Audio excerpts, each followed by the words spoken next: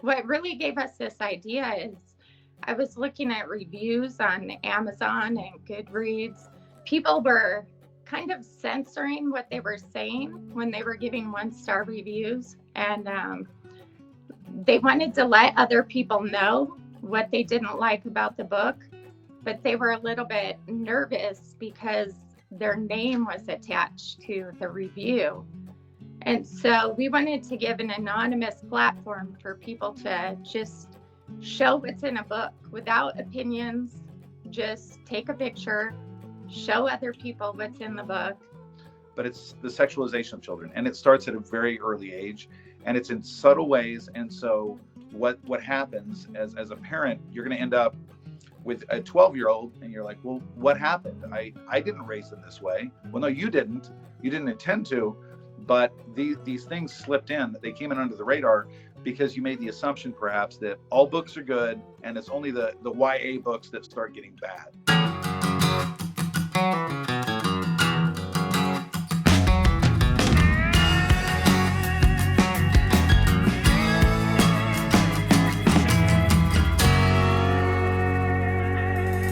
Welcome once again to the Conversations That Matter podcast. I'm your host, John Harris. Well, we've talked a lot about virtue and about the influences that can come into your home that honestly attack virtue. It's a problem, especially in entertainment mediums. And it's not just television or internet stuff. It's also books. I don't think people sometimes realize that there used to be a time when that's all we had was books. But reading is important. And what I've noticed is, especially in the homeschool world, reading is very, very encouraged as an alternative, and rightly so, to television and media alternatives. But the thing is, we can't get into the mindset of thinking that it's wholesome just because it's reading. It depends what kind of content you're reading, right? So with that, I want to introduce some folks who are doing really good work on helping us discover what good books are versus what bad books are. For those who, honestly, as a parent, sometimes you don't have the time to put into screening every single book. And that's where screenitfirst.com comes in. I'm going to show you a screenshot in a moment. Before I do, though, I want to introduce you to the McCabes. They are a wonderful homeschool family that had the idea to get this ball in motion. So I'm going to let them, as I'm showing you some screenshots of their website, explain kind of what their intention is behind this and how you can use it. So thanks for coming on the podcast, guys. Yeah, thanks for having us, John. This is my wife, Jessica. I'm Mac. We started this, about 4 years ago? Yeah.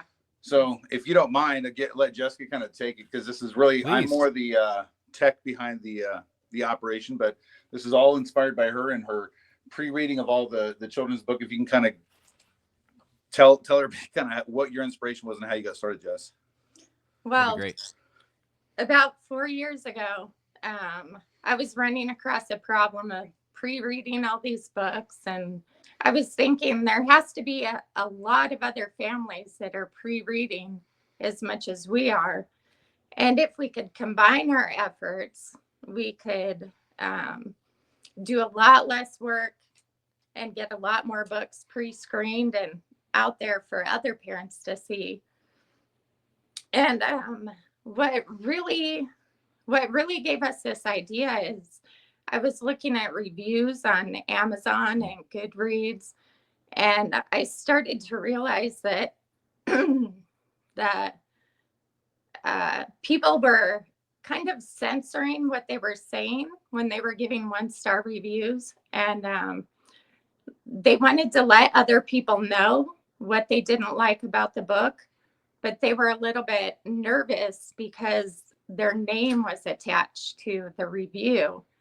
And so we wanted to give an anonymous platform for people to just show what's in a book without opinions. Just take a picture, show other people what's in the book, and allow people to decide for themselves. Yeah, a lot of just so you know, part of what Jessica didn't add there is we have 6 kids, and so having 6 kids and pre-reading, dozens of books. They're all avid readers like their mom. I mean, she's read pretty much every book on all the shelves around the house. When you have kids that are avid readers, it's really hard just to keep up, especially as they get older into young adult fiction and things like this. And there's an increase in questionable content in these books. And so this poor woman by herself was just cranking through these books, started talking to my sister, her sister-in-law as well. And they kind of came to the conclusion that maybe they can share what they found in books. And so that was kind of the baseline start of it. And to what you were saying is, yeah, so people on Amazon, a lot of times, one process that she was doing at the start was basically going to Amazon, looking at 1-star reviews. And because that's, typically where people complain the most. And so like, okay, what did people find? And what she found is that sometimes people were saying like, oh, this book was riddled with agenda. And it's like, well, what does that mean? Like they're trying to speak in code. And I understand that, we get that after doing this for a few years. But at first it was like, well, okay, I guess it's fine. Just somebody who's complaining. And so that was kind of the inspiration. It's like, well, okay, clearly people want to share, but they didn't really have a place that they could do it beyond what Amazon does in people being afraid of putting their name on there, but also, other users can flag those reviews and get them removed. And so it really is, there's a lot hidden. And so we're trying to just bring to light information that's in books. And it's not just a single agenda, and it's not just about the real nefarious bad stuff, if you will. A lot of it just has to do with, what doesn't work for your family, or perhaps you have a child who's sensitive. Maybe there's death issues in the family. You just don't want to address those right now, or you want to address it in a more methodical way. You want to be prepared to have those kind of tough conversations with your children. Yeah, that's great. And this is the website for those who want to go there. It's called screenitfirst.com. And you have your reading list. So you have a positive vision here. Actually, I'm curious. I'm going to click on that. And these are all books that I'm assuming. So you've read all of these, Jessica? Yeah. Wow. Yeah. So, I mean, it seems like it's a good idea for it, instead of every parent going through every single book that their kids potentially could read, doing some of this curating helps us, I think, sift it down to what the positive books are that our kids should be reading. So you have it looks like arranged according to learning level. So you have young adult books here I'm coming into.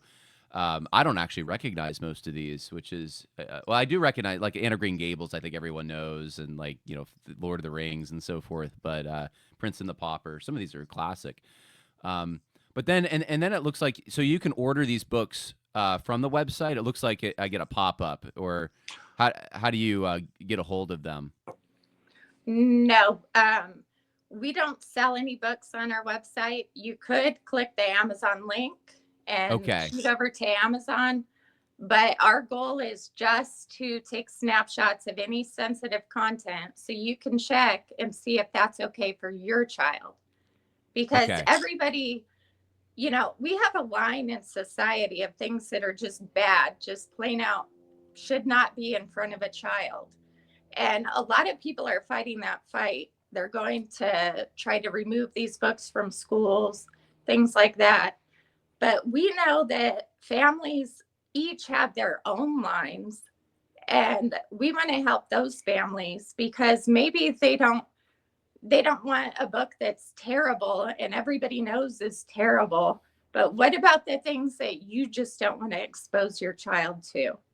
For example, like we know that divorce is a thing in society, but maybe we don't want our children seeing divorced families like as a normalized thing. Normalizing divorced families. Or even glorifying it. I mean, not to interrupt, but a lot of times these books will actually glorify it. It's like, oh, it's great. I get to go see mom and dad. And it's, it is a reality. Wow. We're not saying to just, ignore it like it doesn't exist, but to be more prepared to make sure these books aren't glorifying this type of, we want to glorify a nuclear family because it's good, it's right, it's healthy. We have a mental health crisis in this country, and I would contend that a lot of it does stem from the normalization of nefarious activities and nefarious lifestyles.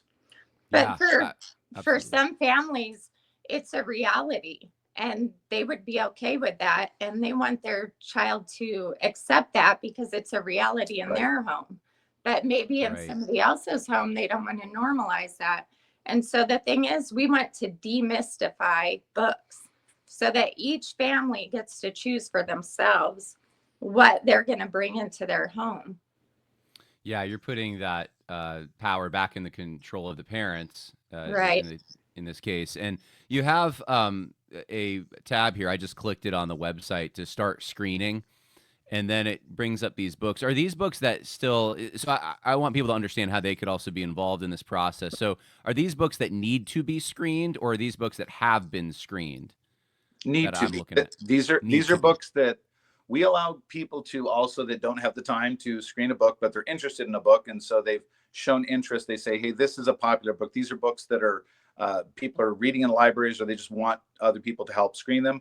And so the idea is, since this is a community platform open to anybody to anonymously screen, share whatever they find, we also want to give people the opportunity to say, "Hey, I'd like this book screened." So if you have somebody who's willing to add some snapshots, these are ones that people are interested in. There's about, I think we have about 500 books on there right now that we're hoping other people would click in, and again, not screen it cover to cover. That's always helpful. But if you just happen to have read that book or any book, and you're just like, oh, that seems like something I'd like to share with other parents, literally like one snapshot in one book is enough, because you're shining a light.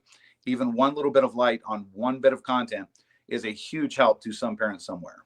Yeah, because there's a little tab here for those who are listening and can't see. So you click on a book, and it has an upload a snapshot. So I'm assuming, so on your cell phone, you can just highlight an area and say, this area talks about a heavy topic, or this area there's some immoral behavior, or whatever it is, and it just lets parents know, hey, this is in the book your kid might read. So there's a place to go to find the books that have already been screened, right? Would that be right here on the front page, explore recently screened books? So yeah, you could either go to the front page, which has the most recently screened books, or you could search for a book you're looking for. Oh, very nice. Okay. So if I wanted to go up here, let's see, I'm going to type in The Fellowship of the Ring, which I'm assuming is here. So the Lord of the Rings trilogy, you click on it, and then it has, so it's categorized in these. What are all the categories you use? I see 5 of them here. Are there additional ones that aren't listed here? Yeah, I couldn't tell you off the top of my head. But if you go to the hamburger nav and you click on about, all the categories are listed there. Oh, I see. Okay, so let's see. Oh, maybe that's not. Maybe I'm in the wrong spot here. Where did you say to go? Right where you were at, and then click on About Us. About Us. Oh, okay. Got it. And then just scroll down a little bit. You'll see all the icons listed there. Yeah, and a brief description of what they are. Just for what it's worth, since you're bringing up the categories, we went through a lot of refining process on this, and these are the categories that are most requested, that most people needed. We actually removed a couple categories at one point. One was Doofus Dad, because that's another thing that's been promoted in the culture for about 40 years. Like, dads are dumb and goofy, and I'm a little bit of a goofball myself, but it's like, it just wasn't that prevalent. And so what we did was just create a catch-all called Miscellaneous. And so Doofus Dad, and actually Divorce was the other one. Even though it is an important topic, and until it reaches a certain threshold, we don't want to overwhelm users with like every category, because we could essentially end up with 100. And we said, well, let's stick to about 10 or 12, because that seems the most important. Yeah, no, that's wise. So I'll just read them off to people who are listening and can't see this, but you have sexual content, LGBTQIA, alcohol, drugs, racism, lying, stealing, dark content, potty humor, nothing found. So these are books, I guess, that there weren't any potentially objectionable elements. Correct. And then other miscellaneous, and then explicit content, so graphic stuff. So you could, going back to Fellowship of the Ring here, you have, let's see, the highest category is dark content. So if I click on that, immediately I am met with screenshots from pages in the book where there's scary things like trolls and orcs and that kind of thing. Mm-hmm. So yeah, that's helpful. So a parent doesn't need to go read the whole book. They can look at your website, find out just a few pages to understand what's in there from someone who's already gone through it. Have you seen this be a successful or helpful tool? Have parents come to you and said, thank you so much, this is helping us, we're using it? Oh yeah, we get emails of people saying thank you, or you saved me from having my child read this, things like that. That's great. And I know you want to probably scale this up and make this something that's more parents are using. Is there a way that parents can get involved? I mean, obviously, we already talked about they can screen a book and volunteer some of their time and maybe the camera on their cell phone. Are there other things that they can do? Yeah, so since this is a crowdsourced platform, we're relying on everybody else to participate. So there are three ways mostly that people can participate. One is, like you said, they could screen a book themselves. It would be helpful if you grab a book off our requested book list and read through it, screen the parts, or you could donate to have somebody else screen a book. We have about a handful of people that we pay to screen books, and they screen our most requested books, but that is money that, is coming out of our pocket. So if you donate to screen a book, that would be helpful. Or share the site, share the book that you see. Yeah. To back up on that, John, a little bit, the program she's talking about, we tried it. We floated a kind of a trial balloon about a pilot program about a year ago, and we called it our Book Bounty Hunter program. And we gauged interest, got it, like she said, I think it's about 10 people that we didn't want to overmanage too many people, but we're self-funding this. This is fully coming out of our pockets. And so we basically pay a very small stipend to these people who have, really cranked through, I think, close to 3,000 books over the course of a year. It's a lot of reading. And they're not just, I want to go a little deeper on this. It's not just the snapshots on the page. Some of it comes down to reading a little bit between the lines. Our bounty hunter folks, including ourselves, also do a little bit of background research on the authors to try to understand intent. This gets into just, if you're into theology, it's kind of the same thing, right? You have to understand the cultural intent, what was going on at the time. And so the same thing with an author, understanding their background and if they might be promoting a specific agenda, and you see it peppered in small, subtle ways that they're leading to something. A lot of times that comes out in a later book. So it gets you hooked on a series.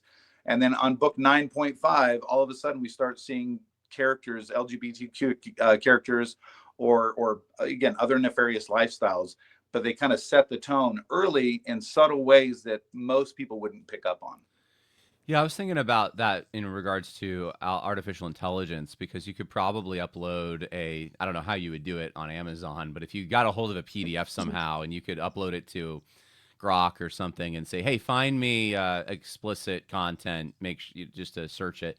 But some of these things are so contextual that I don't think AI is going to pick up on maybe it'll find some things, but it's not going to find everything. And I've noticed, especially in the work that I do, that so much of the needle is pushed. So much of the time, many of the times that the needle is pushed in a bad direction, it's with subtle shifts and framing, and it's not in your face. And so that's where I think what you're doing and having humans actually go through these things is important. And so is this, this is a Christian podcast, obviously, in the sense of I'm a Christian and it's my stuff. So I guess you could call it Christian. But you guys, homeschool family, Christian family, this is for Christians, but this is a tool, though, everyone can use, right? 100%. We are Christians. We're Lutherans. We're very serious about, our beliefs, our faith. We do wear it on our sleeves. However, we understand that what we believe is probably different than what you believe, John. We have some slight, subtle differences in our theology and just our faith and maybe our day-to-day lives.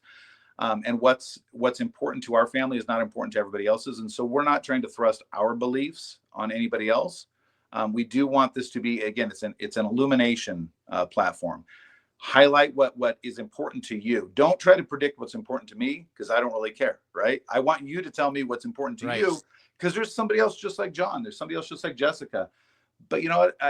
Again, we cannot be the arbiters of everybody's truth. Not that there's relative truth, to be clear. But, we do need to, if we share this knowledge, like, okay, so it's not, that there's a potty humor. It's not important to you. That's fine. Move on, go to the next one. It's interesting to me this hasn't been something that was picked up on years ago. Like that you guys are the first ones that I've even heard of thinking, hey, we could do something like this. We could screen our books. I know with films that's a big thing. Like you could go to like kidsinmind.com, or there's Plugged In, and I don't even know all the websites, but there's a lot of them that will tell you what's in a film. Yeah. But not a book. And that is a curious thing to me. And I don't know if that is what inspired you to do this, was just because no one else seems to be doing anything similar, or, I mean, did you have personal experiences that kind of put you in this direction and thought, wow, this is really an important need? Yeah, I think that the difficulty with books is that it could take 10 hours or more to read a book, whereas a movie you watch for 2 hours, an hour and a half, maybe. And so it's much harder to screen a book. But for me, I feel like in a lot of ways it's more important, because a child can put a movie on while you're in the house and you could walk in and out of it and see what they're watching. But with a book, you don't see what's going on in their minds. You don't see what's going into them with the words on the page. And so you really have to read the whole thing to know what's going on. And but like I said, it's harder. There's more of an investment. So we really need to work together with this type of a medium. I think it goes back to what you started with at the beginning too, John, is a lot of people just assume, and I'm one of these. She kind of converted me into this mindset. I was one of these people who just kind of thought that, well, books are good as long as a kid is reading. Any reading is good reading, and we've TV and other mediums are evil. Music is evil. Movies are evil. TV is evil. And sure, those are a little bit easier to see. But in what we found over the last 5 or so years is that books have kind of been they've flown under the radar for a long time, and so this has been the medium that again, these other agendas have been able to slip in kind of easily. And so I think that's a lot of it. But also, my wife here, she was known in childhood as Wormaletti. Like, this lady would get up and read books. Like, that's all and she's trained all of her kids. I mean, these kids have their noses in books all the time. And so I think it's just kind of her passion. Like, I think this really is her calling in life. Her second calling, other than being an awesome mom and wife.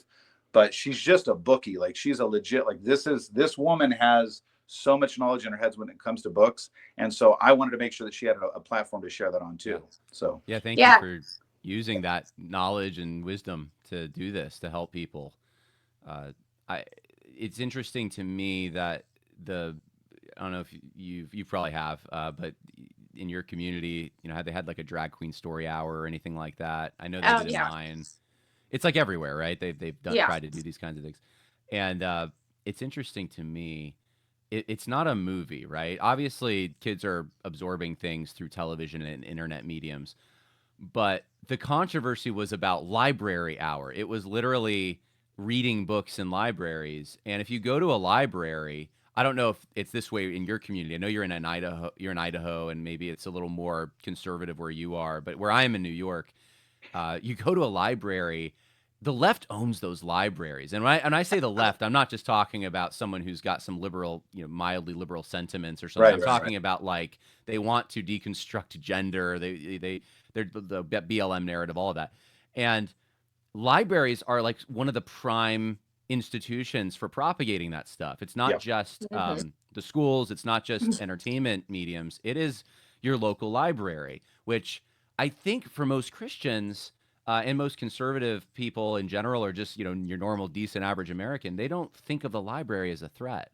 No. But yet they're curating books. They only have a limited space in there, and they are getting rid of books constantly. I don't remember who I talked to. This was not long ago. Maybe you know more about this than I do and can comment on it. But that libraries are getting rid of really good books, even classic books, at an alarming rate, and replacing them with trash.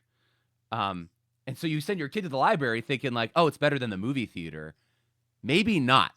So I don't know if you want to comment on it. I want to share my quick anecdote, and then you can chime in. So one of my big aha moments, I kind of started the tech side of it for her, because she needed the platform, and so we started building it out. And I was mostly on board. I support anything she wants to do, but my big aha moment was a few years back here in Coeur d'Alene. Coeur d'Alene, Idaho, went to the library to go pick up books because she checks out roughly 100 books at a time to churn through them, screen them, separate them, and let the kids read them. And I just decided I would run a quick test, and I think that all of your listeners should try this, especially in June. I guarantee you will see the same results I found. I went and just picked 20 random books, but only the ones that were on the end caps that were on display. So what are the ones, like you say, what are they curating? Not just what's on the shelves, but what are they putting front and center? And this, when I did this, it was in like March, 2 or 3 years back. And I just picked up 20 random books. And out of those 20 random books, a little over 25, between 25 and 30% had LGBTQ agenda in them. And again, it was in March. It wasn't even the Pride Month, promotional thing. And it was shocking, right? Like, so these are, like you say, it's not just the library is curating them, but the individuals who work at the library, they're promoting a certain agenda or whatever an individual can put whatever they want out there and kind of put that front and center in front of all the children. So that was my big aha moment. I don't know, what did you want to add to what he was asking, but. Oh yeah. I had the experience of what you're talking about the older books. So at our library is great as far as interlibrary loans. I can check out hundreds of books. And if they don't have it, they go hunt it down in other libraries. And all of the libraries up in our area are connected where they work together. So I decided I'm going to check out The Little Princess. I wanted to read that to my children. In all of the libraries up here in our conservative red area, North Idaho, yeah. They did not have The Little Princess by Frances Burnett. And I was thinking that is a classic.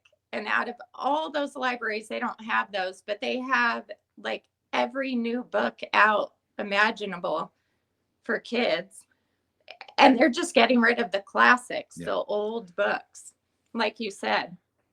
Yeah, it's a problem. And I wonder if taking something in through that particular medium is in a way more effective at indoctrinating someone, just because with images, they do subversively come into your mind. Sometimes you don't notice what's being communicated, which is a big threat. But with books, you are sitting there and you are contemplating. And for a child who has not developed a firm view of the world, when they are they are being shaped in their actual thinking, not just their emotions and their sentiments, but in how they rationally perceive the world, probably more so through a book.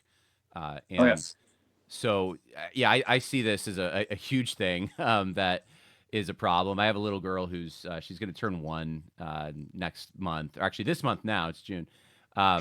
So she's obviously little, but we already have these little bitty books that we give her to look through that have Bible stories and things like that. And I'm already noticing things in some of them that aren't quite accurate or are not quite maybe helpful.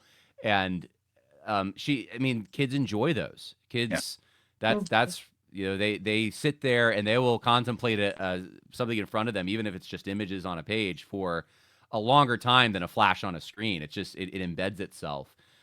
So anyway, I don't know if you have any comments on that or thoughts on the medium, but I am concerned about that particular medium being in some ways more effective upon your thinking and maybe even your imagination, because you have to try to make in your mind what the author's saying. Absolutely. You're creating a picture in your head. It's coming out of your own head, the picture you're creating. Whereas movies, you're just seeing it, kind of passively watching it. And so I feel like it's more effective with books. Well, studies show that, right? Like that your brain is essentially in a state of stasis when you're watching a movie. You're almost just a little bit above sleeping. But when you're reading a book, like the synapses are going off like crazy. Like you are very engaged. Your brain is active and it's cutting new lines. So I think that the medium is a huge impact. Mm-hmm. If you don't mind, I don't know if you want to share your screen again. Sure. We can do something that would be within, like, it's not quite your daughter's age at 1, but what's that?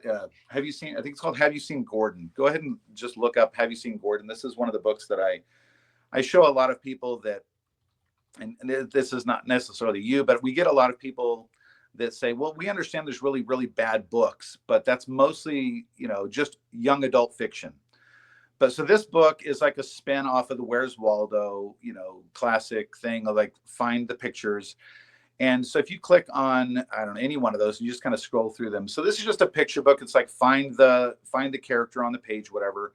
So as you go through this story, you'll see little weird images of odd characters, and just kind of scroll through them. I think on the very last one, like this one looks like it has a mastectomy. This character. Is this the one? No, this is just like looks like a quasi pride parade. So this last one here. So this is kind of goodness. This is the epitome of the whole book, right? So it's leading you to find something, and then on this last page it says find the couple that's holding hands or something like that, right? Mm-hmm. And so of course we see a same-sex couple, and so here's a child who's maybe 5 looking at this book, 6, 7, and like it's not even subtle. But I will admit this, even though my wife is awesome and amazing, she missed this in this book the first time. And she kind of thumbed through it like, okay, it's fine, because she didn't get that deep into it. And this was one of the things that inspired us to say, well, we need to read between the lines. We need to look a little deeper. And it was our daughter, right? Yeah. Yeah. Our daughter found this in the book, and she's like, Mom, you missed one. She's our 16-year-old daughter. And she says, is this okay? And so, our kids have been really, honestly, like extremely helpful. We have another Murray Christmas. We actually have it right here. This was another one. It seems like a pretty innocent, totally like nothing book. And if you look that one up too, and there, I can't even remember this one. The words are fine. It's about a dog and his family and all. And I was just reading the words, not paying attention too much. And my son, he said, this is a man on man couple. And it's throughout the book, but you're following the dog. And as a parent, I wasn't paying attention because I was just reading the story and looking at the dog. And the child, of course, caught that this is a 2-man couple in this household. So they're trying to make it pretty subtle where the parents don't exactly catch it. But I mean, maybe that's the intention, but that's what's happening is the parents, they don't catch everything because they're not the one poring over these picture books and really letting it soak in. But the child is catching it, especially like that. Have you seen Gordon? The child is actually looking for the pictures. And then when they find it, they're happy that they found it. But the book is telling them something. It's creating an association in their minds that would not have been created otherwise. And kids just, they soak in everything in ways that as adults, we just don't, it maybe doesn't affect us as much. But I mean, there's a Pride mural down the street from me where I live. And, or at least it includes some like elements of like Pride Month on this mural. And when I drive past it, it's become so routine. It's not, to me, it doesn't register really most of the time. But to my child, we're getting into that age where I know it's going to cause questions. It's going to, she's going to notice things about it. And they just suck in their environment in ways that, as an adult, perhaps we don't as much. So I think it's important what you're doing. And I would encourage people out there to support the effort. If you don't have the time, maybe donate to screenitfirst.com. And if you do have the time, though, it's a great opportunity to be used in a positive way. If anything, you can also tell the parents in your life who have children about this so that they can use it for their kids, even if you're past that time and you're not really raising kids or whatever. There are people who can use it. And anything else you'd like to add or say to the audience that maybe they could glean from? Yeah, I just want to stress that what we were going there. That so many people just have this assumption that there's nothing wrong with under 10, whatever, pick an age. And so that's why, you bring up your daughter. You did say daughter, right? Sorry. Yes. It slipped my mind. I got 6. I can't even keep them all straight. Right. But it's in board books, it's in like letter books. A is for whatever, like it's in every book. And it's not just the LGBTQ agenda. We're not just trying to attack this one segment, but it's the sexualization of children. And it starts at a very early age, and it's in subtle ways. And so what happens as a parent, you're going to end up with a 12-year-old and you're like, well, what happened? I didn't raise them this way. Well, no, you didn't intend to, but these things slipped in. They came in under the radar because you made the assumption perhaps that all books are good and it's only the YA books that start getting bad. And so we really want to draw awareness to, like, and honestly get more parents engaged in their child's education. As a homeschooling family, like, we're just used to this. But maybe public school families, I like them to be a little more aware, and not just in the way of fighting at board meetings and library meetings. That's a good effort. But I'll also argue that that's downstream. Once the books are on the shelf, fighting to get them removed. I'm not saying it's locking the barn if the horse is out, but it is kind of, right. And so I think it needs to start a lot higher upstream in being aware and being engaged. And that's kind of, I think, the heart of what we're after. Yeah. Anything else you want to add? The parents are forming the child.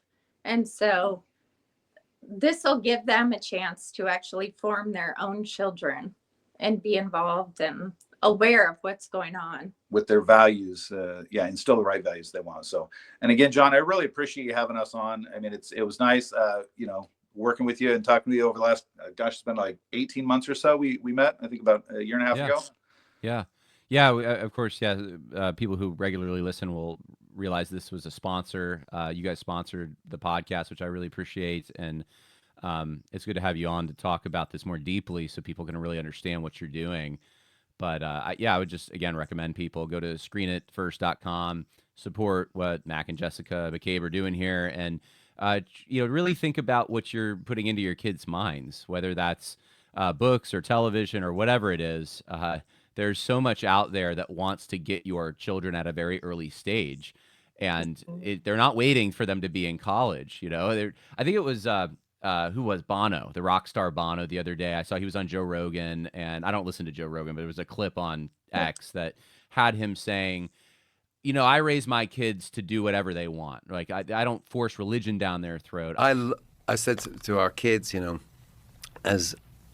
they were all, none of them were baptized Protestant or Catholic, because my father was Catholic, my mother was. I just said, you want to be Christian, but you decide. So, I never got religion rammed down my throat. I'm certainly not going to put it down yours. You didn't raise your kids.